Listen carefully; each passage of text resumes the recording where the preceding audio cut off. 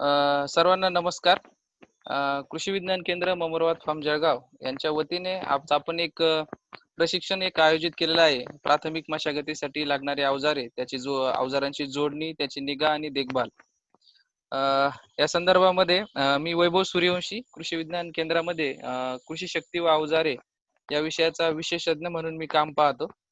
आता सध्याला उन्हाळ्याची कामं चालू असताना बऱ्याच ठिकाणी शेतकरी आता नांगरट करत आहेत. विशेष करून आपल्या भागामध्ये काही दोन जे अवजार आहे ते आपल्याला आपण इंट्रोड्यूस करतोय. बरेचसे शेतकऱ्यांना त्याची माहिती नाहीये. त्या संदर्भातलं जे पहिले एक अवजार आहे सबसॉइलर, नाव सगळ्यांनी ऐकलं असेल. आताच एक 4 दिवसापूर्वी मी ॲग्रोवनला सुद्धा एक लेख लिहिलेला होता. त्याच्यामध्ये सबसॉइलर आणि मोल नांगर जो आहे तो काय आहे, किंवा ट्रॅक्टर ज्यावेळेस आपण शेतामध्ये चालवतो, जर आपल्याकडे स्वतःचं ट्रॅक्टर असेल तर कशा पद्धतीने ते चालवायला पाहिजे, या संदर्भातलं एक मार्गदर्शन मी त्या लेखाद्वारे शेतकऱ्यांसाठी केलेलं होतं.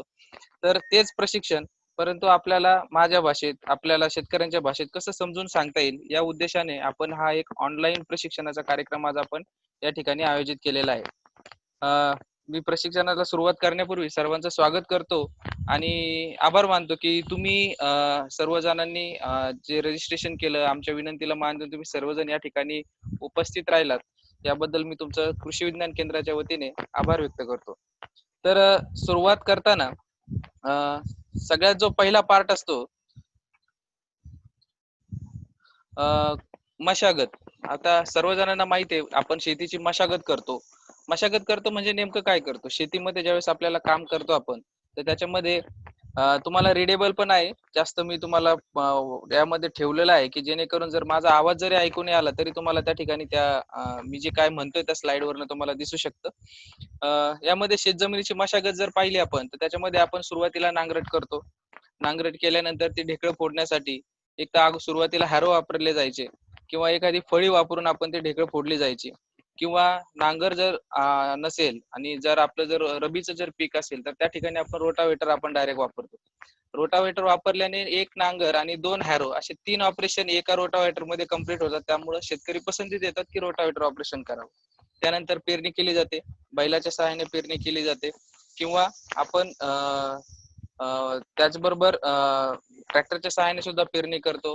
ज्यांच्याकडे पॉवर टिलर आहे, छोटे शेतकरी आहेत, तर ते सुद्धा त्या अशा प्रकारचे अवजार वापरतात. लावणी केली जाते, आंतर मशागत आहे, स्प्रेइंग आहे, सिंचन आहे, मळणी आहे, ही सर्व जी कामे केली जातात याला आपण मशागत असं म्हणतो. मग या ज्या मशागतीमध्ये जी पूर्व मशागत आहे, ती पूर्व मशागत म्हणजे काय, की शेतीचं काम सुरू होण्यापूर्वी किंवा पहिलं पीक ज्यावेळेस आपलं जातं किंवा आपण काढून टाकतो, त्यानंतर जी जमीन जी लेअर तयार झाली असते, ती माती आपल्याला भुसभुशीत करायची असते. यामध्ये होतं काय, खास करून उन्हाळ्यामध्ये ज्यावेळेस आपल्याला काम करायचंय, तर त्यामध्ये तिच्या निकोप आणि उत्तम वाढीसाठी आपल्याला काय करावं लागतं, जमिनीच्या थराची आलटापालट करावं लागते. म्हणजे जमिनी खालचा थर आपल्याला वरच्या बाजूला घ्यायचा आहे. तर तो कसा होईल, तर त्यासाठी नांगराची निर्मिती केली. सर्वांना माहित आहे, सुरुवातीला पारसचे नांगर यायचे जे बैलचरित होते, त्यामध्ये त्याला फाळ असायचा. त्याच्या अगोदर आपल्याला लाकडी जो नांगर असायचा, तर त्याच्यामध्ये व्हायचं काय, की त्याच्यामध्ये पलटी नव्हती होत, की दोन्ही बाजूला माती एका बाजूला सारली जायची. परंतु हा जो नांगर आहे, या नांगरामध्ये जो फाळ आहे किंवा त्याचा जो पत्रा जो दिलेला आहे, जो त्याला एक विशिष्ट प्रकारचा कर्व आहे, त्यामध्ये होतं काय, की पुढचा भाग जमीन उकरतो. जमीन उकरल्यानंतर ती माती, जसा आपला नांगर पुढच्या बाजूला जातो, तर ती मागच्या बाजूला लोटली जाते. आणि लोटल्यामुळं काय होतं, की त्या कर्वेचर वरून किंवा त्या आकारावरून ती घसरून पूर्णपणे पलटी केली जाते. पलटी केल्यामुळे होतं काय, की खालची माती वर येते. दुसरी एक गोष्ट होते, की पहिल्या पिकाची जी धसकट त्यामध्ये राहिलेली असतात, तर ती मोकळी होतात. त्याचबरोबर काही जे किडींचे कोश असतात किंवा तण असतात, तणांची ती मुळं जी आहेत, ती आपल्याला सूर्याला एक्सपोज होतात, म्हणजे ती वरच्या बाजूला येतात. आणि ज्यावेळेस सूर्यप्रकाश किंवा पडतो त्यावर, किंवा ज्यावेळेस तापमान वाढलेलं असतं मे मध्ये, त्यावेळेस ते काय होतात, ही जी कोश आहे किंवा ही जी तण आहेत ही मरून जातात, जेणेकरून याचा प्रादुर्भाव आपल्याला पुढच्या पिकामध्ये होत नाही. तर मग अशा पद्धतीने ज्यावेळेस ती मशागत आपण ज्यावेळेस हंगाम सुरू होण्यापूर्वी करतो, तिला पूर्व मशागत असे म्हणतात. मग ह्या पूर्व मशागतीबद्दल मी जे सांगत होतो, यामध्ये जी वापरली जाणारी जी प्रामुख्याने जी अवजार आहेत, त्याच्यामध्ये नांगर, सबसॉइलर आणि मोल नांगर, जो आता आपल्या विद्यापीठाने 3 वर्षापूर्वी ज्याची शिफारस केलेली आहे. तर आपण याच्याबद्दल माहिती घेण्यापूर्वी सुरुवातीला आपण नांगरटी बद्दल जाऊया, की नांगरट म्हणजे नेमकं नांगरटीमध्ये आपण काय करतो. जसं मी सांगितलंच की त्याच्यामध्ये ढेकळं जे आहेत, जमिनीमधली माती आपल्याला पलटायची आहे, कोश आपले जे आहेत ते बाहेर येतील, आणि त्याच्यानंतर जो तण आणि जी कोश आहेत, किडींचे कोश, ते उन्हामुळे मरून जातील, जेणेकरून पुढच्या पिकाला त्याचा काही प्रादुर्भाव होणार नाही. दुसरी एक गोष्ट महत्वाची असते की बरेच जण म्हणतात की मला नांगरट कधी करायची. विद्यापीठाच्या काही शिफारशी अशा आहेत की आपण 2 वर्षांनी आपण नांगरट करायला पाहिजे. पण काही काही ठिकाणी काय होतं की आपली जी जमीन आहे, भारी जमीन असते, ती लवकर हार्ड होते, कडक होते, आणि आपल्याला जी माती भुसभुशीत लागते. मग काही जी पिकं आहेत यासाठी मग नांगरट करणं गरजेचं येतं. जसं की ऊस आहे, ऊसाला आपण बहुवार्षिक पीक आहे, याला पाणी कंटिन्यू दिलं जातं, आणि ज्यावेळेस आपण पाणी देत राहतो आणि ज्यावेळेस ऊस काढला जातो, तर तुम्ही जर जमीन जर पाहिली तर ती हार्ड बनते. पुढचं ज्यावेळेस पीक घ्यायचं असेल तर आपल्याला काय करावं लागतं, नांगरट करावं लागते. त्याच पद्धतीने बटाटा आहे, कपाशी आहे, भुईमूग, बाजरी, ज्वारी, ही जी पिकं जी आहेत याच्यानंतर सुद्धा नांगरट करावं लागते. परंतु ज्वारी आणि बाजरी जे सारखे जी पिकं आहेत, यामध्ये ज्याची जी मुळं आहेत ती वरती 5-10 सेंटीमीटर पर्यंतच असतात. त्यामुळे आपल्याला त्या ठिकाणची मशागत करणं गरजेचे असते. म्हणजे त्या त्या पिकासाठी आपण नांगरट करायलाच पाहिजे. जर ते पीक ज्वारी सारखं पीक घ्यायचं असेल तर त्याची काही गरज नाही. परंतु भुईमूग आहे, कपाशी, बटाटा, ऊस, ही जी पिकं जमिनीत वाढतात, ज्याची मुळं खोलवर जातात, त्या ठिकाणी आपल्याला नांगरट करणं फार गरजेचं आहे. आता ज्या वेळेस आपण नांगरट करतो त्यामुळे काही ज्या गोष्टी आपल्याला घडतात, त्याच्यातली सगळ्यात महत्वाची गोष्ट म्हणजे जमीन आपली भुसभुशीत होते. भुसभुशीत झाल्यामुळं जी वापशावर येण्याची जी कंडिशन असते, कारण तिला हवा आणि पाणी व्यवस्थित मिळत राहतो, त्यामुळे ती वापशावर वेळेत येते. पिकाला खताचा पुरवठा व्यवस्थित पद्धतीने केला जातो. त्याचबरोबर उन्हात तापल्यामुळं कीड आणि त्याचे कोष नष्ट होतात, तणाचे बी नष्ट होते, पूर्वीची दसकट निघून जातात. नांगरट केल्यामुळे दीर्घकाळ सूर्यप्रकाशात जमीन उघडी राहून चांगल्या प्रकारे ती तापते, तिला विश्रांती सुद्धा त्या महिन्यामध्ये मिळते, मे मध्ये. किडीचे अवशेष सगळे नष्ट होऊन जातात. बागायती जर आपण पीक घेत असेल तर सुरुवातीला जी रान बांधणी केली जाते किंवा जी पाणी आपल्याला द्यायचं आहे त्यासाठीची जी अरेंजमेंट आहे आपल्याला, ती आपल्याला व्यवस्थित प्रॉपर करता येते. अशा पद्धतीचे ही काही जी नांगरटीचे फायदे आहेत. परंतु ही जर नांगरट आपल्याला करायची आणि प्रॉपर नांगरट व्हायची असेल, आपल्याकडे स्वतःचा ट्रॅक्टर आहे आणि आपल्याला नांगरट जोडायचा आहे, तर कशा पद्धतीने जोडला जावा याबद्दल मी तुम्हाला त्याच्यामध्ये थोडक्यात सांगतोय. की ज्यावेळेस आपल्याला ट्रॅक्टरला आपण ज्यावेळेस नांगर जोडायला जातो, तर जोडताना सुरुवातीला आपण ट्रॅक्टरच्या मागे उभं असताना आपल्या डाव्या बाजूला, ज्या बाजूला ट्रॅक्टरची जी लोअर लिंक आहे, जेव्हा खालचे जे हात म्हणतो आपण 2 हात, तर त्यातला एक ऍडजस्टेबल असते, एक ऍडजस्टेबल नसते. जी ऍडजस्टेबल नाही तिला, जी डाव्या बाजूची लिंक आहे तिला अगोदर नांगराचा एक कान आपल्याला जोडायचा आहे. त्यानंतर दुसरा कान दुसऱ्या लोअर लिंकला जोडायचा आणि तिसरी आपल्याला अप्पर लिंक जोडायची, जेणेकरून आपल्याला ते जोडणं सोपं होऊन जातं. कारण दुसरा जो कान आहे तो आपल्याला दुसरी लिंक कमी जादा करून आपल्याला ती जोडता येऊ शकते, आणि तिसऱ्यांदा जी वरची टॉप लिंक आहे ती आपल्याला व्यवस्थित जोडायची. आणि तो नांगर आपल्याला सपाट जमिनीवर आणून ठेवायचा आहे. सपाट ज्यावेळेस आपण त्याला आणून ठेवतो त्यावेळेस होतं काय, की आपला जो नांगर आहे हा व्यवस्थित लागलेला आहे की नाही हे आपल्याला आयडिया येऊन जाते.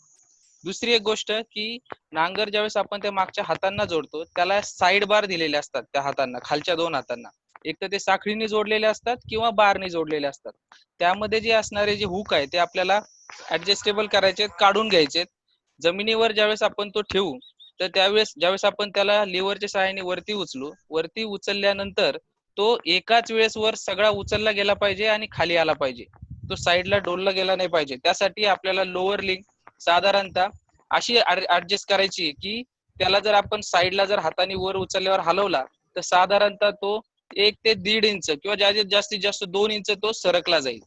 दुसरी एक महत्वाची गोष्ट की ज्यावेळेस आपण ते कान जोडतोय किंवा जी टॉपलिंग जोडतोय त्याच्यामध्ये वापरल्या जाणाऱ्या ज्या पिन आहेत ती साईजला छोटी नसावी, त्या पूर्णपणे फिट्ट असाव्या. नाहीतर काय होतं की गाळा त्यामध्ये पडण्याची शक्यता असते. कारण नांगर ज्यावेळेस केला जातो त्यावेळेस ट्रॅक्टर जोरात फोर्सनी काम करतो, ड्राफ्ट त्याला जादा असतो, आणि त्यामुळं त्या वरच्या अप्पर लिंकला गाळा पडण्याची शक्यता असते किंवा जे नांगराचे जे कान आहेत ते वाकण्याची शक्यता असते. त्यामुळे ते फिट असावे, हे महत्वाचा एक पार्ट आहे. त्याचबरोबर ज्यावेळेस आपण नांगर जमिनीवर आपण ठेवूया तर पुढचा जो पार्ट आहे नांगराचा, तुम्हाला मी इथं दाखवतो. आता सपोज हा जो नांगर आहे, हा पॉप्युलरचा नांगर आहे, रिव्हर्सिबल नांगर आहे. यामध्ये ह्या ठिकाणचा जो पार्ट आहे, हा पुढचा पार्ट आणि मागचा पार्ट ज्यावेळेस वर उचलू त्यावेळेस ही दोन्ही एकाच वेळेस वर उचलले गेले पाहिजे किंवा खाली एकाच वेळेस आले पाहिजे. दुसरी एक गोष्ट, यामध्ये जी सळई वापरली जाते किंवा इथं जो बार वापरला जातो हा धारदार असावा. हा जर बोथट झालेला असेल तर याचं जे कार्य आहे की जमीन उकरणं हे कार्य जे आहे ह्या पॉइंट्स आहे, याला बार म्हणतात. पण जर बोथट असेल तर तो जमीन उकरत नाही, तो त्याच्यावर प्रेशर तयार करतो आणि प्रेशर तयार केल्यामुळे होतं काय की ट्रॅक्टरला ज्यादा ताकद लागते आणि मग त्याचा परिणाम आपल्याला दिसतो की ट्रॅक्टरची टायर स्लिप मारायला लागतात किंवा मग त्यामुळे काय होतं की एक तर त्याची नक्षी लवकर जाते आणि ट्रॅक्टरची टायरची किंमत आपल्या सर्वांना माहिती आहे की ज्यादा असते. त्यामुळे ह्या 2-3 गोष्टी आपल्याला लक्षात ठेवायच्यात. दुसरी एक गोष्ट, ज्यावेळेस तुम्ही टॉपलिंग आवळून घेता, ज्यावेळेस आवळली जाते, तर हा जो पार्ट आहे हा नांगराचा, हा खालच्या बाजूला येतो आणि मागचा पार्ट वर सरकतो. त्यामुळे होतं काय की पुढचा बाजूची जी हा जो फाळा आहे हा ज्यादा लागतो आणि मागचा बाजूचा हा कमी लागतो. तर आपल्याला असं न करता हे दोन्ही आपल्याला समांतर कसे ठेवले जातील अशा पद्धतीने आपल्याला ती ऍडजस्ट करायची. त्यानंतर ज्यावेळेस आपण नांगर जोडतोय ज्यावेळेस आपण नांगराच्या मागच्या बाजूने ज्यावेळेस आपण ट्रॅक्टरकडे पाहू तर त्यावेळेस नांगर थोडा आपल्या डाव्या बाजूला थोडा झुकलेला असावा. आता याचं कारण काय की ज्यावेळेस आपला नांगर ज्यावेळेस चालतोय त्यावेळेस होतं काय की तो शेतामध्ये आपल्या ट्रॅक्टरची पुढचं आणि मागचं एका बाजूचं टायर सरीत येतं आणि एक वर असतं आणि ज्यावेळेस तो नांगर ज्यावेळेस जमिनीमध्ये प्रॉपर चालेल त्यावेळेस होईल काय की तो ज्यावेळेस त्या ठिकाणी लागला जाईल त्यावेळेस तो आपल्याला सरळ दिसेल. दुसरा एक त्याच्यामध्ये एक थंब रूल आहे, एक ठोकताळा असा आहे की आपला जो पीटीओचा जो शाफ्ट आहे, ज्या ठिकाणी आपण पीटीओ शाफ्ट जोडतो, तो पीटीओ आणि आपली जी वरची जी टॉप लिंक आहे ही वरून पाहिले असता एकाच लाईन मध्ये आपल्याला दिसली पाहिजे. एकाच लाईन मध्ये दिसली पाहिजे म्हणजे काय की आपला नांगर व्यवस्थित जोडला गेलेला आहे. किंवा ही जर लिंक ज्यावेळेस आपण नांगर शेतामध्ये आहे त्यावेळेस एकदम हा पॉइंट आणि त्या लिंक ज्या पाठीमागच्या बाजूला आपण जोडतो तो पॉइंट अशी पूर्णपणे सरळ असावी. ती ज्यादा वर नसावी किंवा ती ज्यादा खाली नसावी. ती जर ज्यादा खाली असेल तर नांगर प्रॉपर लागणार नाही आणि जर वर असेल तर त्यामध्ये आपल्या ट्रॅक्टरला ड्राफ्ट जास्त लागेल तर आपल्याला डिझेल जास्त लागेल, त्याची स्लिप जास्त वाढेल आणि आपल्या कामाचा वेळही वाढेल. त्यामुळे अशा पद्धतीने आपल्याला त्याची प्रॉपर ऍडजस्टमेंट करायची आहे. दुसरी एक गोष्ट की जर आपल्याकडं अशा पद्धतीने हायड्रोलिक नांगर जर असेल तर हायड्रोलिक नांगराला ह्या साईडला आणि पलीकडच्या साईडला ऍडजस्टमेंट दिलेली असते की ज्याच्यावरून आपल्याला नांगर ऍडजस्ट करता येतो. आता दुसरी एक गोष्ट, आजकाल बाजारामध्ये बरेचशा शेतकऱ्यांकडे पॉप्युलरचे नांगर वापरले जातात तर त्यामध्ये अशा पद्धतीने बार दिले जातात. परंतु आता काही नांगर बाजारात आलेले आहेत त्यामध्ये तुम्ही इथं पाहू शकता या ठिकाणी बार नाहीये, याला शाईन शेअर असं म्हटलं जातं तांत्रिक भाषेमध्ये. यामध्ये बार दिलेला नाही जात, ही एक पट्टी दिली जाते आणि ही जी पट्टी आहे ही पट्टीमुळे होतं काय की आपल्याला जर ही जर खराब झाली तर आपल्याला ती फक्त पट्टी बदलावी लागते. यामध्ये आपल्याला बार वापरावे लागतात आणि याला जी ऍडजस्टमेंट किंवा ज्याला अटॅचमेंट दिली जाते मागच्या बाजूला त्या बाजूला त्याला फ्रॉग असतात. तर यामध्ये ही सर्व अटॅचमेंट या ठिकाणी राहत नाही. यामध्ये दुसरी एक गोष्ट पाहायला मिळते की ह्या नांगरामध्ये जसं यामध्ये आपल्याला पूर्ण फ्रेम पाहायला मिळते, पण जर एखाद्या वेळेस नांगर जर झाडाच्या मुळ्यामध्ये जर गुतला तर बऱ्याच वेळा असं दिसतं की हा नांगर बेंड होतो, तो प्रॉपर चालत नाही. मग यांनी काय केले, बरेचसे जे आता मॅन्युफॅक्चरर आहे ते अशा पद्धतीचे नांगर बनवतात आणि जसं आपलं रोटावेटरला शाफ्टला एक लॉक नट दिला जातो त्याच पद्धतीचा लॉक नट या नांगराला सुद्धा ह्या ठिकाणी दिला जातो. या ठिकाणी आपण पाहू शकता या ठिकाणी नट आहे. जर अशा पद्धतीने एखादी मुळी झाडाची जर याला गुतली तर हा लॉक नट तुटतो. हा लॉक नट तुटल्यामुळे होतं काय की नांगर बेंड होण्यापासून वाचतो आणि आपल्याला फक्त हा जो नट जो आहे काय जो 15-20 रुपयाला जो नट मिळतो तो फक्त आपल्याला त्या ठिकाणी बसवावा लागतो. एवढी साधी सिंपल प्रोसिजर आता आजकाल नांगरामध्ये सुद्धा आलेली आहे. अशा पद्धतीने एक आहे. आणि दुसरं मी जे सांगितलं की हा जो पार्ट आहे, हा जो कर्वेचर आहे, याला आपण मोल्ड बोल्ड म्हणतो. यामध्ये या ठिकाणी जमीन फाडली जाते, जमीन कोरली जाते आणि त्यानंतर येणारी माती जसा नांगर पुढे सरकल तर या बाजूनी माग अशा पद्धतीने पडती जाते. हा कर्वेचर प्रॉपर असावा किंवा बरेच शेतकऱ्यांकडे जर पाहिलं तर याच्यावरती ते काय करतात, जी सळई आहे त्याच्याद्वारे अशा पद्धतीने वरती एक्स्ट्रा अजून बनवतात जेणेकरून जी माती आहे ही प्रॉपर पूर्णपणे पलटी होईल आणि खालची माती वरच्या बाजूला येईल. तर अशा पद्धतीने हा नांगर आहे. बऱ्याचशा गोष्टी यामध्ये आहेत. आपण प्रश्नोत्तरामध्ये काही प्रश्न समस्या असेल तर ते आपण घेऊया. आणि पुढे जाताना त्याचबरोबर नांगराबरोबर अजून दुसरा एक पार्ट येतो. आपण जो पाहिला तो रिव्हर्सिबल पलटी नांगर होता आणि ही पण नांगर पाहायला मिळायची अगोदर पलटी नांगर येण्यापूर्वी. याला वन वे प्लाव म्हणतात. हा फक्त एकाच बाजूनी चालतो, पण चालवायच्या वेळेस साईडनी आपल्याला आतमध्ये यावं लागतं काम करताना, किंवा जर सेंटर आपण जर मध्यातून चाललो तर त्यांनी जसं आपण कोरिंग करतो त्याला, अशा पद्धतीने आपल्याला सेंटर टू साईड, मध्यातून साईडला आपल्याला नांगरट करावी लागते. त्याचबरोबर ही सुद्धा नांगर आहे, याला तव्याचा नांगर म्हणलं जातं. जसं आपल्याकडे हॅरो होता, ज्या ठिकाणी माती आहे किंवा ज्या ठिकाणी गवत जास्त आहे किंवा ओल जास्त असते, अशा ठिकाणी हा तव्याचा नांगर वापरला जातो. हा तव्याचा नांगर वापरताना याला विशिष्ट प्रकारचा कोन दिला जातो. म्हणजे जसा याला दोन अँगल येतात, त्याला एक डिस्क अँगल म्हणतात आणि एक टिल्ट अँगल. डिस्क म्हणजे तुम्ही डिस्क कोणती ते अँगलला लावता, जेवढे तुम्ही डिस्कचा अँगल वाढवताल तेवढं काय होतं की त्याची विड्थ वाढते आणि रुंदी वाढते, आणि जसं तुम्ही टिल्ट अँगल वाढवतात तर तुमची खालची डेप्थ म्हणजे खोली वाढते. अशा पद्धतीने हा नांगर वापरला जातो. याला डिस्क अँगल म्हणतात. परंतु हा नांगर आपल्याकडे बहुतेक शेतकऱ्यांकडे पाहायला मिळत नाही. सहसा आपल्याकडे आता पलटी नांगर आपल्याला शेतकऱ्यांकडे पाहायला मिळतो.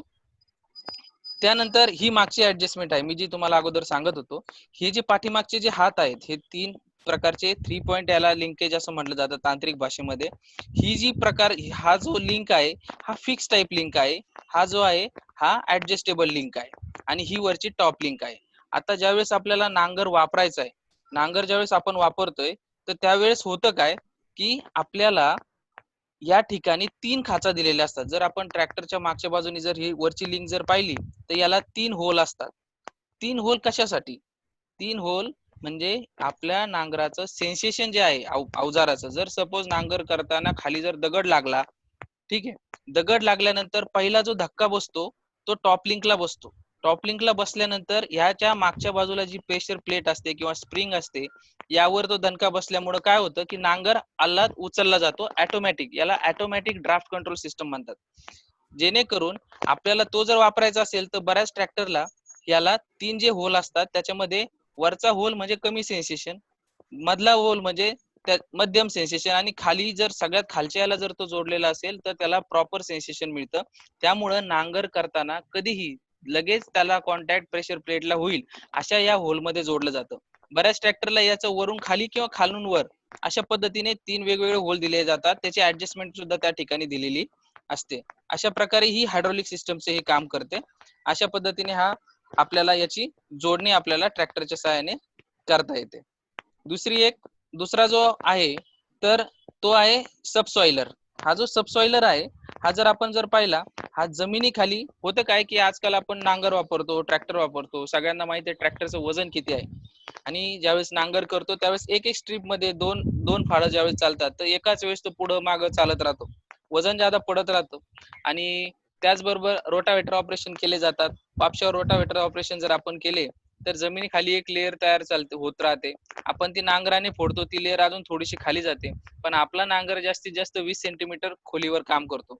मग आपल्याला काय करायचंय की तो नांगर जर आपल्याला प्रॉपर त्याच्या खाली जी हार्डपॅन तयार होते 20 सेंटीमीटरच्या खाली 30-40 सेंटीमीटरला, यामध्ये आपल्याला दिसेल की खरीप मध्ये जर पाऊस आला, थोडासा पाऊस झाला तरी आजकाल जमिनीवर पाणी साचते, ते पर्क्युलेट होत नाही. मग याला काय करायचं, तो पॅन आपल्याला जर ब्रेक करायचा असेल तर अशा पद्धतीने हा जो सबसॉइलर आहे, हा सबसॉइलर आपल्याला चालवायचा आहे. हा सबसॉइलर चालवल्यावर होतं काय की हा जमिनी खाली जवळपास 2-2.5 फुटापर्यंत आपल्याला चालवता येतो. जेणेकरून हा पूर्णपणे खालच्या बाजूची जी पूर्ण जे पॅन तयार झालाय हार्ड पॅन, तो ब्रेक करून टाकतो. ब्रेक केल्यामुळे होतं काय की पाऊस जरी जादा झाला तर पाणी काय होणार, ज्या ठिकाणी तो ब्रेक झालेला आहे त्या ठिकाणाहून खाली जमिनीत पडून जाईल. त्यामुळे पाणी वर जमिनीवर साचणार नाही. आणि आपल्याला माहिती आहे जर पाणी जर साचलेलं असेल उभ्या पिकात तर ते मूळ कुजून जातात, पिकाचं नुकसान होतं. आणि जर टाळायचं असेल तर आपल्याला हा सबसॉइलरचा वापर करणं फार गरजेचं आहे. त्याचबरोबर जसा हा सबसॉइलर आहे, जसं पृष्ठभागाखाली जो घट्ट पॅन तयार होतो 1.5 फूट किंवा 2 फुटापर्यंत, तो हा नांगर आपल्याला चालून आपल्याला ती पूर्ण पॅन आपल्याला तो थर आहे तो तोडता येतो. त्यामुळे जमिनीमध्ये काय करता येतं, जमीन ती भुसभुशीत होते आणि जमिनीमध्ये हवा खेळती राहते, वापसा आपल्याला लवकर मिळतो. त्याचबरोबर जर सबसायलमध्ये काय होतं, की जर पाणी जर आपल्या क्षारयुक्त जर पाणी असेल, जे क्षार जमिनीवर साचतात, ते सुद्धा पर्क्युलेट होऊन निघून जातात. तर मग अशा पद्धतीने जर आपण तो वापरला तर आपल्याला दुहेरी फायदा होतो. एक तर पाणी साचत नाही, क्षार त्याच्यामधून निघून जातात आणि जी मुळं जी खोलवर जाणारी जी पिकं आपण घेतो, ती पण आपली खोलवर जाऊन जी काही आपल्याला त्याला जे खत जमिनीमधून जे अन्नद्रव्य घेणं आहे, तर ते सुद्धा आपल्याला प्रॉपर त्या झाडापर्यंत पोहोचवता येतं. मग हा सबसॉइलर जर वापरायचा जर असेल, तर मग याला आपल्याला काय करायचंय, की 2 वर्षातून किंवा 3 वर्षातून आपल्याला हा एकदा वापरायचा आहे. हा नांगरासारखा वापरायचा नाही. यामध्ये काय करायचंय आपल्याला 2 मीटर, 3 मीटर किंवा अशा अंतरावर आपल्याला हा चालवायचा आहे. जर आपल्याकडे जादा पाणी जर शेतामध्ये जर साचत असेल, तर तुम्ही तो 2 मीटरवर जा. कमी असेल तर 4 मीटर 2 याच्यामधलं 4 मीटर अंतर ठेवा. अशा पद्धतीने याची आपल्याला मांडणी किंवा याचा वापर आपल्याला करायचा आहे. त्याच धर्तीवर विद्यापीठाने जो बनवलेला दुसरा जो नांगर आहे त्याला म्हणतात मोल नांगर. आता हा जो मोल नांगर आपण पाहत आहात याच्यामध्ये स्क्रीनवर, यामध्ये सिंपल आहे. सबसॉइलर पण असाच आहे, पण इथं जर तुम्ही पाहिलं तर खाली गोलाकार या ठिकाणी लोखंड आहे जे याला कनेक्ट केलेलं आहे. यामध्ये काय आहे, याला इथं एक अँगल मध्ये कटिंग केलेलं आहे आणि पाठीमागच्या बाजूला एक बुलेट दिलेली आहे. ज्यावेळेस हा जमिनीमध्ये चालतो तर गोलाकार आकाराचा एक पाईपासारखा ते स्ट्रक्चर तयार करतो. यामध्ये होतं काय, की जर आपल्याला आपल्या जमिनीत पडणारा किंवा आपल्या शेतात पडणारा जर पावसाचं पाणी एका बाजूला काढायचे किंवा आपल्या जमिनीमध्ये जमिनीलगत जे शेततळ आहे त्या शेततळ्यात जर वळवायचं जर असेल, तर हा मोल नांगर फार कामाचा येतो. ह्या मोल नांगराने 2 कामं महत्वाचे होतात. एक म्हणजे जो सबसॉइलरने हार्ड पॅन ब्रेक करणं होतं आणि दुसरा जो आहे तो आपल्याला यामध्ये शेतातील जे पाणी आहे हे आपल्याला एका बाजूला सुद्धा काढता येतं. पण हा वापरायचा कसा? आता हा सबसॉइलर आहे किंवा मोल नांगर आहे, याला साधारणतः 60 HP चा ट्रॅक्टर आपल्याला लागतो. गावामध्ये आपल्याला असा जो कोणी कस्टम हायरिंग करणार असेल, आपण त्याला सांगू शकतो की तुम्ही असं असं अवजार आहे तुम्ही ते घ्या, किंवा ज्यांच्याकडे मोठा HP चा ट्रॅक्टर आहे जेणेकरून कस्टम हायरिंग करणारा जो ग्रुप आहे हा करू शकतो. त्याच्यामध्ये वापर करताना मोल नांगर वापर करताना आपल्याला त्या ठिकाणी एक 2 ते 3 फुटाचा उभा खड्डा घ्यायचा आहे, छोटा 1 बाय 1 फुटाचा, आणि खोली त्याला आपल्याला 2 ते 2.5 फूट ठेवायची, ज्या डेप्थवर आपल्याला तो चालवायचा आहे. त्यामध्ये ज्यावेळेस हा नांगर ज्यावेळेस आतमध्ये ढकलला जाईल आणि ज्यावेळेस तो चालेल, तर अशा पद्धतीने तो तुम्हाला दिसेल. हा ट्रॅक्टर जो आहे इथं खड्डा केलेला आहे, बरोबर, आणि हा अशा पद्धतीने त्याला ओढत चालतो. एक स्ट्रीप फक्त आपल्याला या ठिकाणी दिसते किंवा तुम्ही या ठिकाणी पाहू शकता खाली असा गोलाकार आकार तयार होतो. आता जिथं हा सुरुवात केलेली आहे या ठिकाणी एक आपल्याला अर्धा ते 1 फुटाचा 2 इंच पाईपाचा तुकडा या ठिकाणी लावून ठेवायचा आहे. ज्यावेळेस पाऊस यामध्ये शेतामध्ये पडेल, तर हे जे पाणी आहे ह्या मोलद्वारे काय होईल, या ठिकाणी कलेक्ट होईल आणि ही जी अशी खड्डी आता पुढचा जर आपण 2 मीटर अंतरावर घेतला या ठिकाणी ही सगळी जर कनेक्ट केली, तर हे सगळं पडणारं जे पाणी आहे ते आपल्याला एका बाजूला जर आपल्या जमिनीलगत शेततळ असेल तर त्या ठिकाणी आपल्याला काढता येईल. अशा पद्धतीने हा तुम्ही पाहू शकता की अशा पद्धतीने हा जमिनीचा उभा छेद होतो आणि हा जो होल आहे हा इथून तिथून आपल्या पूर्ण जमिनीमध्ये आपल्याला वापरता येतो. अशा पद्धतीने हा नांगर आपला चालतो. आणि आता तुम्ही म्हणताल की सबसॉइलर किंवा मोल नांगर जर आपल्याला घ्यायचा असेल तर कुठं घेता येईल? आपल्या विद्यापीठाने ज्यावेळेस याच्या शिफारशी केल्या, त्यानंतर आपण जो मॅन्युफॅक्चर निवडला त्याच्यामध्ये पॉप्युलर वर्कशॉप जे आहे, जे पॉप्युलर नांगर बनवतात, त्यांच्याबरोबर आपला MOU आहे. ते आपल्याला या ठिकाणचे हे जे अवजार आहेत, ही अवजार दोन्ही प्रकारचे अवजार आपल्याला त्या ठिकाणी अवेलेबल करून देतात. आपल्याकडे प्रत्येक जिल्ह्यामध्ये पॉप्युलरचे डीलर्स वगैरे आहेत, त्यांच्याकडून सुद्धा तुम्हाला ते अवेलेबल होऊ शकतं, किंवा कृषी विज्ञान केंद्र आहे किंवा महात्मा फुले कृषी विद्यापीठ आहे, त्या ठिकाणी सुद्धा आपल्याला याचे जर आपल्याला लागत असेल तर आपण त्या ठिकाणून घेऊ शकतो. आता ह्या नांगराचा खास करून जर आपण याची जर शिफारस जर पाहिली, ज्या ठिकाणी क्षारपड सोपन जमीन आहे, उदाहरणार्थ आपला जो पश्चिम महाराष्ट्र आहे या ठिकाणी ऊस पीक ज्यादा घेतलं जातं, पाण्याचे क्षार जे आहे जमिनीवर आलेले असतात, त्या ठिकाणी जास्त करून ही शेतकरी सुद्धा त्या ठिकाणी वापरतात. आपल्याकडे जळगावला जर पाहिलं तर मागच मी ज्यावेळेस आर्टिकल दिलं त्यावेळेस मला जळगाववरनं काही कॉल आले, तर जळगावमध्ये चोपड्यात चहार्डी गावामध्ये हा एक नांगर आहे, तेथील एक शेतकरी वापरतात, जे ऊस पीक घेतलं जातं किंवा कपाशीसाठी वापरलं जातात. ते पण त्यांच्या स्तरावर याचं एक्सटेन्शन करतायत शेतकऱ्यांनी. त्या गावातील बरेच बहुतांशी शेतकरी ते वापरायला लागलेले आहेत आणि याचं प्रमाण आपल्याकडे वाढावं, ज्या ठिकाणी भारी जमीन आहे त्या ठिकाणी हे फार गरजेचं आहे. चोपड्यामध्ये चहार्डी गावामध्ये सुद्धा याच्या आता शेतकरी आता याला वापरायला लागलेले आहेत. बऱ्याच वेळा शेतकऱ्यांना प्रश्न असतो की सर माझं क्षेत्र कमी आहे, परंतु जर मला याला वापरायचं तर मग काय करता येईल? तर तुम्ही पाहू शकता प्रत्येक गावामध्ये भाडे तत्वावर अवजार देणारे काही शेतकरी असतात. अशा शेतकऱ्यांना तुम्ही सांगू शकता की असं असं अवजार आहे आणि याचा वापर जर तुम्ही केला तर आम्ही आमच्या शेतामध्ये याचा मोल नांगर किंवा सबसॉइलर हार्ड पॅन ब्रेक करण्यासाठी किंवा मोल तयार करण्यासाठी करू.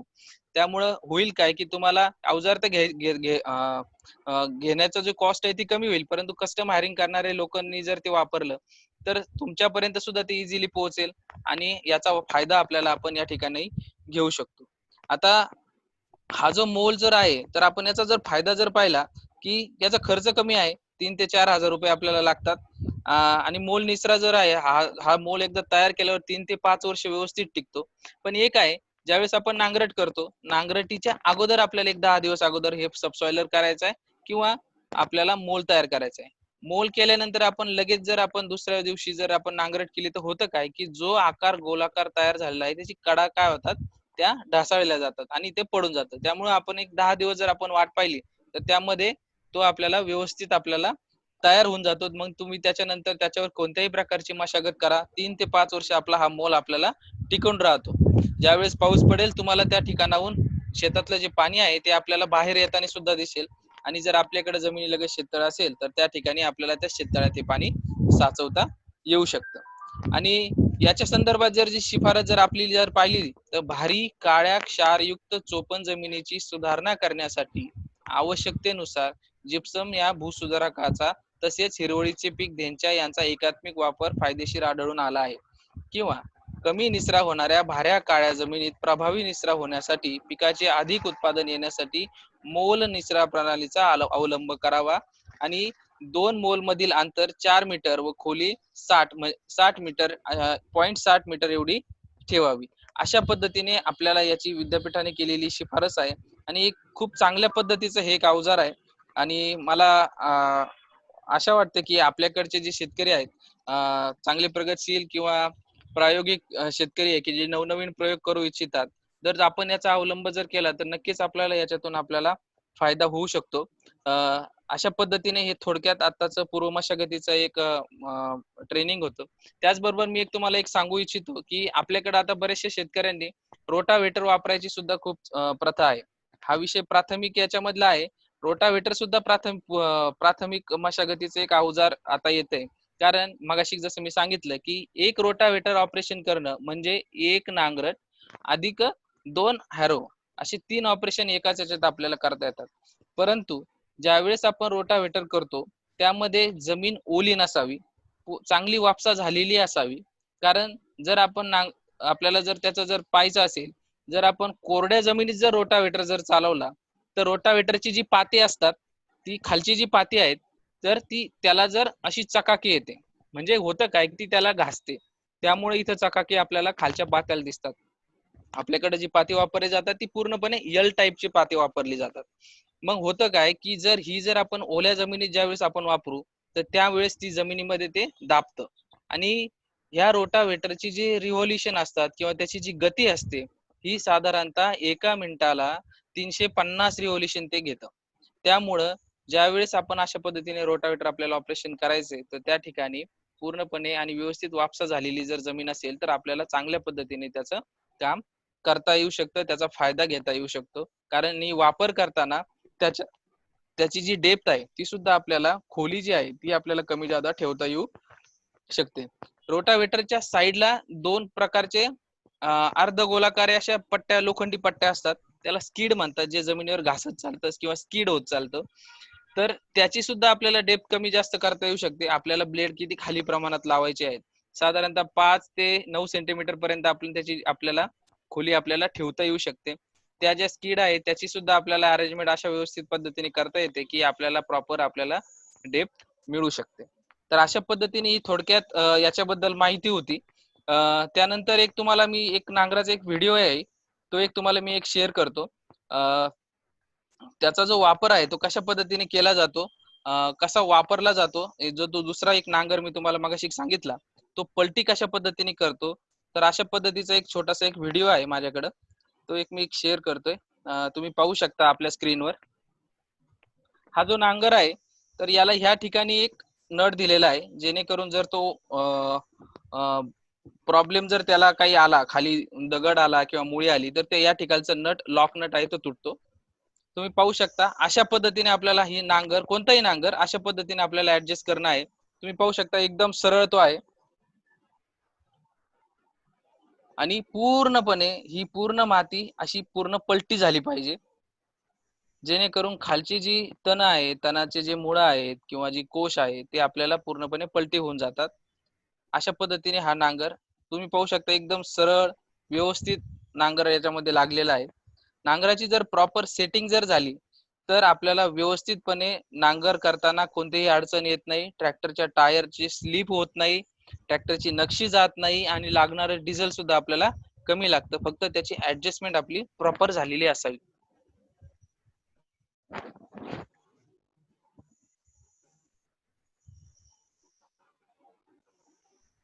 आणि खोल नांगरट म्हणजे 20 सेंटीमीटर खोल नांगरट. आपल्याकडे बहुतांशी शेतकरी नांगरट करताना 15 सेंटीमीटर पर्यंत किंवा 10 सेंटीमीटर पर्यंत नांगरट करतात. बरेच शेतकरी नांगर चालू असताना पळवतात. तर असं न करता आपला जो नांगराचा जो स्पीड आहे ताशी 1 ते 1.5 किलोमीटर पर आवर ह्याआधी जर आपण नांगरट जर केली तर नांगरट प्रॉपर होते. ट्रॅक्टरला ज्यादा ड्राफ्ट लागत नाही, स्लिप त्याच्यामध्ये ज्यादा होत नाही, डिझेलची पण आपली बचत होते आणि इंजिन सुद्धा गरम होत नाही. बऱ्याच वेळा असं तुम्ही पाहिलं असेल की तुम्ही जर रोटावेटर किंवा नांगर जो आहे त्याला जर पळवला गेला तर ट्रॅक्टरचं हीट होण्याचं प्रमाण सुद्धा लगेच वाढतं. त्यामुळं आपल्याला कमी स्पीड मध्ये, लो मध्ये तर आपल्याला तो नांगर आपल्याला वापरायचा आहे.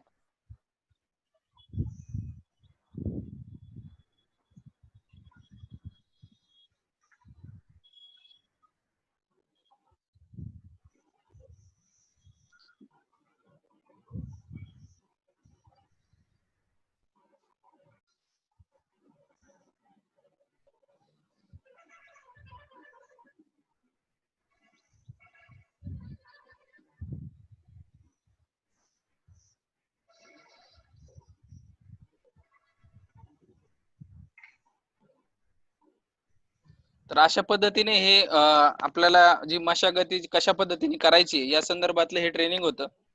याचबरोबर आज मी तुम्हाला आपल्या ह्या ग्रुपवर जो आर्टिकल ॲग्रोवन मध्ये आलेला आहे आणि त्याचबरोबर वर्डची एक फाईल टाकणार आहे. याच्यामध्ये मोल नांगर, त्याच्याबरोबर सबसॉइलर आणि नांगर हे कशा पद्धतीने त्याची जी माहिती आहे ही सर्व मी आज ग्रुपवर मी तुम्हाला टाकून देईल. कुणाला जर काही शंका असेल तर त्यांनी आपले हात वर रेज हँडचं एक ऑप्शन त्या ठिकाणी दिलेलं आहे, तर तुम्ही ते पाहू शकता. तुम्ही हात वर करू शकता, त्याला अनम्यूट केलं जाईल, तुम्ही प्रश्न विचारू शकता. दिगंबर बोरसे आहेत. बोला. काय ना, पूर्व मशागतीचा म्हणजे आता रोटर जर आपण करतो शेतीचा, बरोबर बरोबर. एकदम जास्त बारीक प्रमाणात करायचं का थोडस रफ रफ करायचं बस शेतीत रोटर आता नांगरटी केल्यानंतर? नांगरटी केल्यानंतर होतं काय की आता जो आपला जो नांगरट केल्यानंतर जर खोल नांगरट असेल तर 20 सेंटीमीटर पर्यंत ती केलेली जाते, बरोबर. आता त्यावेळेस तुम्हाला जो लावायचा आहे तो आपल्याला साधारणतः 5 ते 7 सेंटीमीटर पर्यंतच लावायचा आहे, बरोबर. पळवताना खूप पळवला नाही पाहिजे रोटावेटर.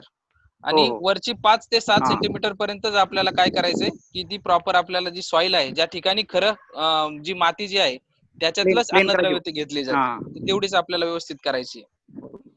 आणि होता होईल तेवढं आता जो आहे लवकरात लवकर मागचं पीक ज्यावेळेस आपण काढतो त्यानंतर आपल्याला लवकरात लवकर नांगरट करणं गरजेचं आहे. जर आपल्याकडे त्या ठिकाणी सबसॉइलर वगैरे जर वापरायचा तर फक्त सबसॉइलर वापरल्यानंतर लगेच नांगरट करू शकता. फक्त जर मोल नांगर वापरायचा असेल तर मोल नांगर आणि नांगरट याच्यामध्ये एक आपल्याला 10 दिवसाचं अंतर ठेवायचं. अशा पद्धतीने आहे.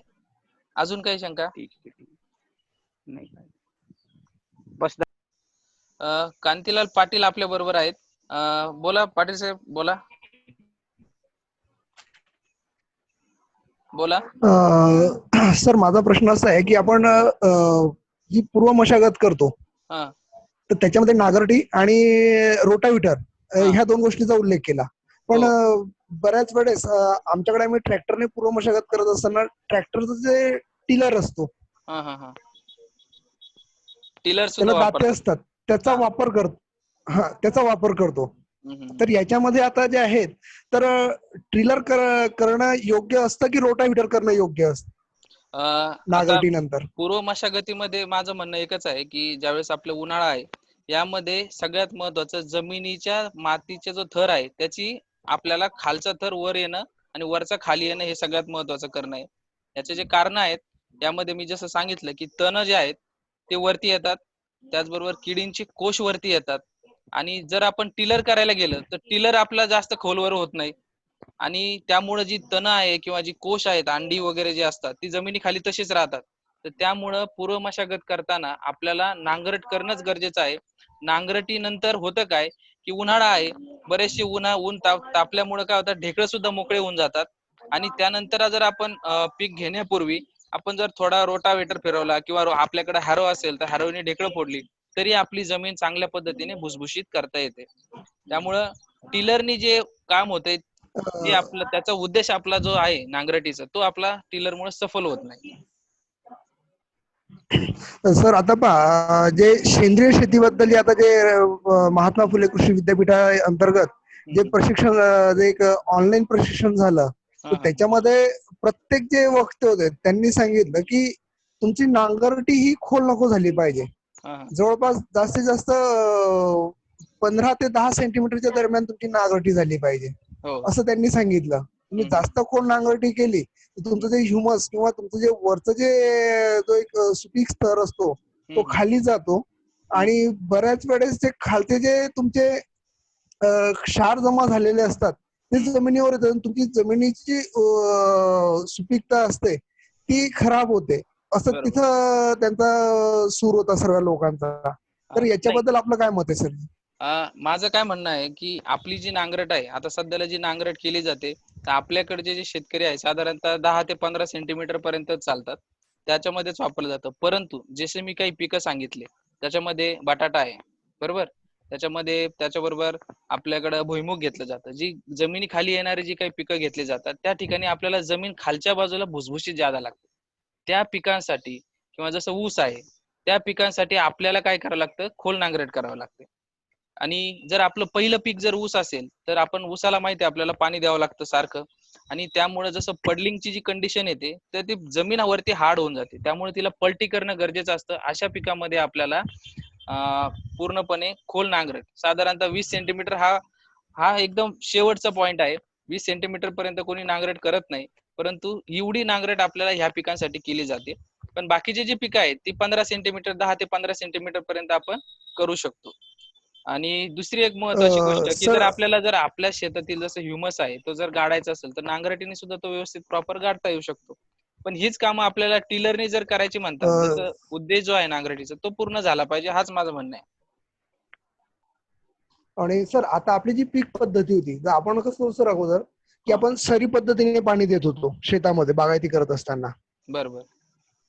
पाट पद्धतीने. हम्म, पण आता आपल्याकडे आता इरिगेशनची पद्धत बदलली, आता आपण ड्रीप पद्धत किंवा स्प्रिंकलर पद्धत वापरतो, आणि याच्यामध्ये आपण जर पाहिलं सर हम्म, की आपण बेड पद्धत वापरायला सुरुवात केली आता. हम्म, हम्म, हम्म, बटाटा पण अगोदर जो होता तो सरीमध्ये लावला जायचा, पण हम्म, आता बटाटा हा बेडवर लावला जातो, भुईमुग हा बेडवर केला जातो. हो, सरी हो, पद्धतीने आता बरेचसं जर म्हटलं तर 50% पेक्षा जास्त क्षेत्र आता बेड पद्धतीने शेती करण्यावर गेलेलं आहे.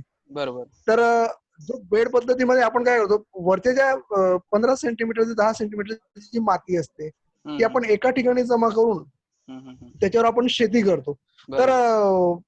तुम्हाला नाही वाटत का सर की फ्युचरमध्ये जे आहे, तर आपली ही जी जुनी जी नांगरटी करायची जी पद्धत आहे, तर हम्म. ही कालबाह्य होऊ शकते का?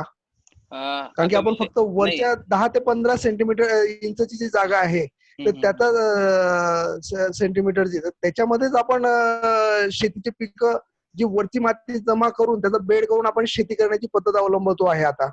तर हम्म. काय वाटतं सर तुम्हाला? तर मला काय सांगायचं की आता आम्ही मागच्या वेळेस रबीमध्ये सुद्धा आपण बीबीएफ सारखे जे मशीन आहे याचे आपण ट्रायल घेतले होते. आता बीबीएफ म्हणजे ब्रॉड बेड फरो. पण ब्रॉड बेड फरो कधी बनला जातो, जर तुम्ही जर रिजरच्या सहाय्याने दोन बाजूला सरी टाकता त्यावेळेस वरती आपल्याला माती आपल्याला कलेक्ट करायची. किंवा दुसरा ऑप्शन असा आहे की आपल्याला शेतातली माती आपल्याला गोळा करायची, बरोबर. हे दोन ऑप्शन आपल्याला ठेवता येतात ज्यावेळेस आपल्याला बेडवर पीक घ्यायचं त्यावेळेस. जर रिजर वापरायचा असेल तर जर तुमची जमीन चांगली मशागत झालेली असेल, माती भुसभुशीत असेल, तरच आपल्याला काय करता येईल की चांगल्या पद्धतीचा आपल्याला बेड मिळेल. जर हा माझा प्रॅक्टिकल अनुभव आहे, कारण मला पण खूप अडचणी आल्या होत्या. पण ज्यावेळेस आम्ही तिची मशागत प्रॉपर करतो, नांगरट व्यवस्थित करतो, रोटावेटर ऑपरेशन त्याचे व्यवस्थित झालेले असतात, माती भुसभुशीत झाली असते, तर आपल्याला लागेल त्या उंचीचा बेड आपल्याला चांगल्या पद्धतीने बनवता येऊ शकतो. दुसरी एक जो बेड बनवायची मी जी पद्धत सांगितली, त्यामध्ये काय केलं जातं, माती गोळा केली जाते. एक एक त्रिकोणी आकाराची एक फ्रेमवर आपल्याला प्लेट जोडल्या जातात. त्यामध्ये होतं काय की सगळी माती फक्त एकत्र होते. पण ज्यावेळेस माती पूर्ण एकत्र होते आणि जो मधली जी माती ज्या ठिकाणी मोकळी एक बाजूला सारली गेली, त्या ठिकाणी जर तुम्ही लेअर जर पाहिली, तर तो हार्ड एक लेअर तयार होतो.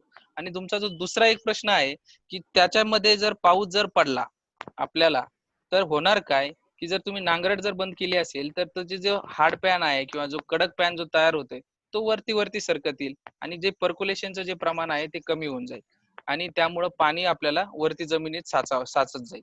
त्यामुळं माझं म्हणणं असं आहे की नांगरट करायची, पण तुम्ही 2 वर्षांनी करायचं आपल्या शिफारशी आहेत. 2 वर्षांनी, 3 वर्षांनी नांगरट करायची आपण शिफारशी करतो. परंतु बऱ्याच वेळा होतं काय की आपण रोटावेटर वापरतो आणि मग त्यामुळं आपल्याला साधारणतः उन्हाळ्यामध्ये आपल्याला पीक बदलायचं असेल, तर त्यावेळेस नांगरट करणं गरजेचं असतं. आणि माझं मत असं आहे की आपण किती जरी काही केलं, नांगरट आपल्याला करावंच लागेल. 1 वर्षांनी नाही तर 2 वर्षांनी का होईना, पण आपल्याला नांगरट जर केली तर आपल्याला माती चांगली राहील, माती भुसभुशीत राहील, हवा पाणी खेळती राहील आणि आपली जमीन वापशावर येईल. त्यासाठी नांगरट अतिशय महत्वाची आहे. बरोबर. अजून एक आहेत, नाव त्यांचं येत नाहीये. बोला. आवाज येतोय? हा बोला. हॅलो. हा बोला ना.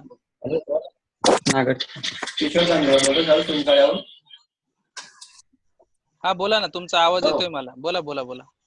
रेडमी नावाने आहे तुमचं. हा बोला. हा, तुमचा काय प्रश्न आहे?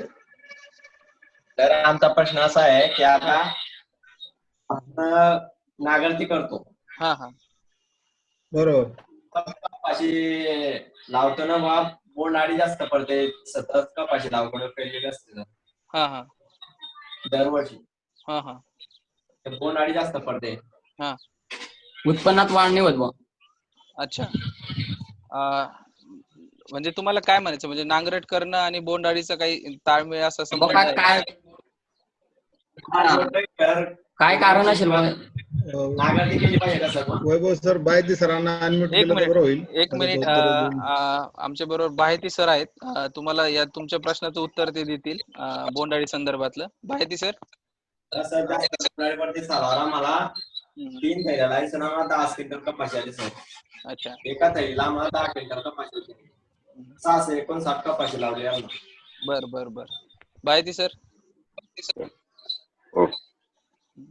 हॅलो. हा Baheti sir. Hello sir. Hello. हा सर, येतो आवाज हॅलो. तुमचा. आवाज येतोय बायती सर, तुमचा हा. आवाज येतोय. बर. तर सगळे शेतकऱ्यांचे स्वागत आहे. आपण आता जो बघितला की तुम्ही जो प्रश्न विचारला बोंडअळीचा, आणि कांतीलाल साहेबांनी पण जो विचारलं की तिच्यात आपण काही वेळेस कमी मशागत करतो, काही वेळेस जास्त मशागतीची शिफारस करतो. कीड आणि रोगांच्या संदर्भामध्ये आणि मशागतीचा जर आपण विचार केला, तर यामध्ये सगळं आपण नेमकं मशागत कशासाठी करणार आहे याच्यानुसार आपले किडी आणि रोगांचा प्रादुर्भाव मध्ये फरक पडतो. उदाहरणार्थ सांगायचं झालं, जर आपण बोंडअळीचा नायनाट करण्यासाठी असेल करायची मशागत, किंवा आपण सगळ्यात जास्त जे नांगरट करतो ते तण मोडण्यासाठी करतो. म्हणजे सर्वसाधारण शेतकरी जे आपण नांगरट करतो, ज्यावेळेस आपल्या शेतामध्ये खूप जास्त तण झालेलं आहे, रोटावेटरही चालत नाहीये, टिलरही चालत नाहीये, त्यावेळेस आपण म्हणतो की आता नांगरट केल्याशिवाय पर्याय नाही. मग नांगरट जर केली तर नांगरट मध्ये वरचे थरामधले जे असतात बी किंवा तणाचे अवशेष ते खाली दाबले जातात. बरोबर आहे. मग हे दाबलेले अवशेष ज्यावेळेस आपण पुन्हा टिलर करतो त्यावेळेस पुन्हा वर येतात आणि पूर्ण जमिनीत एकसारखे मिक्स होतात. मग ते मिक्स झाल्यानंतर जर आपण त्याला पुन्हा रोटावेटर केलं तर आपल्या नांगरटीचा काही उपयोग होत नाही. ज्यावेळेस आपल्याला कीड किंवा तणाचं बी मारण्यासाठी नांगरट करायची असेल त्यावेळेस आपण नांगरट केली, नांगरट केल्यानंतर कुठलंही ऑपरेशन करायचं नाही, त्याच्यानंतर सरळ रोटावेटर मारून बेड तयार करून पेरणी करायची. म्हणजे बी जे ते खालच्या थरामध्ये दाबलं जातं आणि ते परत वर येत नाही. आलं लक्षात? म्हणजे ही इथं आपली थोडीशी प्रॅक्टिकली आपल्याला त्या मशागत करताना काळजी घेणं गरजेचं आहे. आणि दुसरी गोष्ट म्हणजे जे म्हटलं की बुवा जमिनीची वरची जमीन जी आहे ती संरक्षित असते किंवा त्याच्यामध्ये जीवाणू जे पिकाला लागणारे जीवाणू असतात त्यांची संख्या मोठ्या प्रमाणात असते. ती जर आपण डिस्टर्ब केली म्हणजे ती जर आपण खालच्या थरात नेऊन टाकून दिली तर जे खालच्या थरात जिथे जीवाणू नाही आहेत ती वर येते. म्हणजे तुम्ही बघितलं असेल की नांगरट केल्यानंतर तुम्हाला पिकाची वाढ एकदम भरभराटून दिसून येत नाही फक्त नांगरट केली असेल तर. म्हणजे ते जीवाणूंची संख्या वाढवावी लागते. ज्यावेळेस आपण नांगरट केली असेल त्यावेळेस आपल्याला जीवाणूंचं संवर्धन करून किंवा त्याच्यामध्ये आपल्याला जे जीवाणू लागतात ते जीवाणू सुद्धा तिथे आपण सोडण्याची किंवा पेरणी करताना टाकण्याची व्यवस्था केली तर आपल्याला त्याच्यापासून सुद्धा त्याचं उत्पादन वाढवता येईल. दुसरा जो आपला प्रश्न होता किशोरवंचा किंवा गुलाबी बोंडअळीमुळे माझं नुकसान झालं, मागच्या वर्षी कमी कापूस आला, बरोबर आहे. तर हा तुमच्यासाठी नाही सगळ्यांसाठीच झाला. याच्यामध्ये गुलाबी बोंडअळी ही एकटाच एक पर्याय नव्हती मागच्या वर्षी विशेष करून. मागच्या वर्षी झालं काय की शेवटी ज्यावेळेस फुलं कैऱ्या होत्या त्यावेळेस पाऊस आला. पाऊस आल्यानंतर आणि भरपूर चांगला सुदैवाने चांगला पाऊस होता त्यामुळे कापसाची जी वाढ होती चांगली होत गेली. त्याला ताण टिकून राहिले आणि कैऱ्या गळून गेल्या बऱ्याचशा. आणि तुम्ही बघितलं असेल की सगळं तुमची जेवढी याच्या आधी पूर्वी जी कपाशीची वाढ होती ती त्याच्यापेक्षा मागच्या वर्षी कपाशीची वाढ ही जास्त झाली होती. म्हणजे उंची जास्त होती, बरोबर आहे. उंची जर जास्त झाली असेल सगळी वाढ झाली असेल तर कैऱ्यांची संख्या कमी झाली आहे त्याच्यामुळे पर्यायाने त्याचं उत्पन्न कमी झालं. आता यंदा सुद्धा तोच विषय आहे की आता आपल्याला जे असेल की कापूस मध्ये जर तुम्ही लागवड करणार असाल आणि यावर्षी परत हवामान चांगलं सांगितलेलं आहे तर यावेळेस कापसाची लागवड करत असताना आपण लक्ष दिलं पाहिजे की ज्यावेळेस कापसाची वाढ अकाईक होते म्हणजे गुलाबी बोंडअळीसाठी ज्यावेळेस आपण करणार आहे जे अवशेष आपले ते खाली आपल्याला दाबल्यानंतर